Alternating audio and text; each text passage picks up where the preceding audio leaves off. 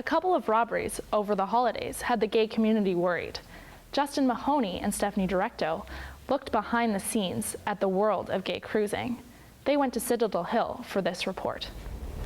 Halifax police have put out a warning to the city's gay men. Some people are using online dating sites to set them up for robbery. The robbers are taking advantage of the anonymity of the internet and those who cruise for sex. We have several stories for you, starting with the most recent robberies. Here's what happened. Just after New Year's, a man was robbed in this parking lot at Point Pleasant Park. Just 4 days later, another robbery happened blocks away. The victims were lured on the online dating site plentyoffish.com. When they arrived, several men approached them and took their money. The police believe these two robberies are connected. The victim in both cases picked up a person and then was directed to another location where they were approached by other men and then robbed. The description is similar, as are the facts in the case, and we believe they are linked together. There were no injuries in both cases. The victims in both cases cooperated with the assailants, which is something we would recommend, and that's a large reason why we believe nobody was hurt. And certainly we commend them for cooperating so that nobody does get hurt. The police continue to follow their leads, but no one has been arrested yet. For the facts, I'm Stephanie Directo. In the gay community, meeting men for sex in isolated public spaces is called cruising. This usually happens at sundown. Cruising can also happen online. We spoke with several cruisers and community members about the two robberies and cruising culture. James is not his real name. He thinks people who find trouble when cruising online or in public should know better. He used to be an avid cruiser in Halifax. Cruising for sex in general is that it is a completely silent activity. There aren't people laughing, there aren't people telling jokes, there aren't people hooting at each other. James used to meet men at a North End tavern. I put up a reasonably well-written profile on Plenty of Fish, and anyone that replied, I said, let's have a beer.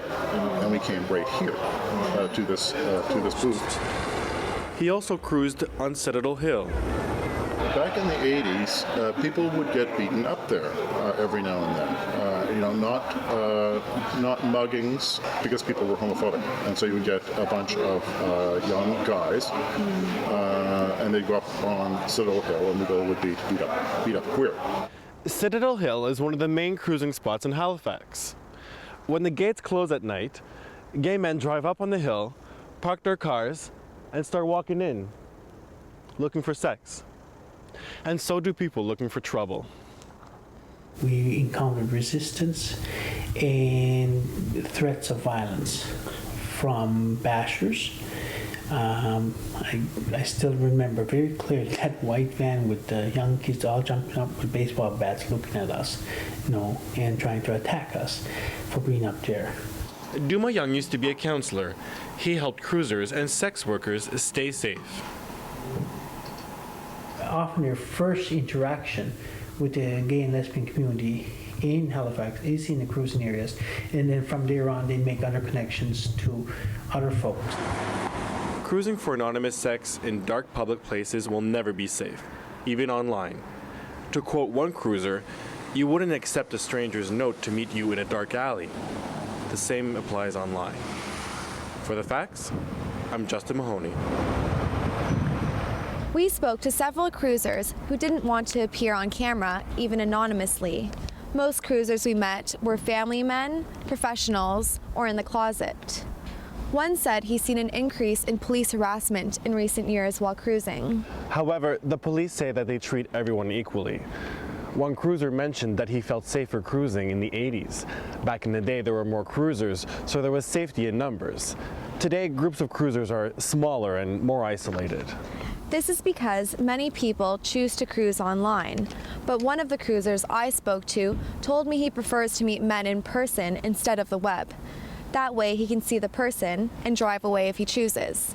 Online, you don't really know who you're meeting. Bottom line, cruising isn't against the law, but having sex in public is. So is targeting and harassing cruisers.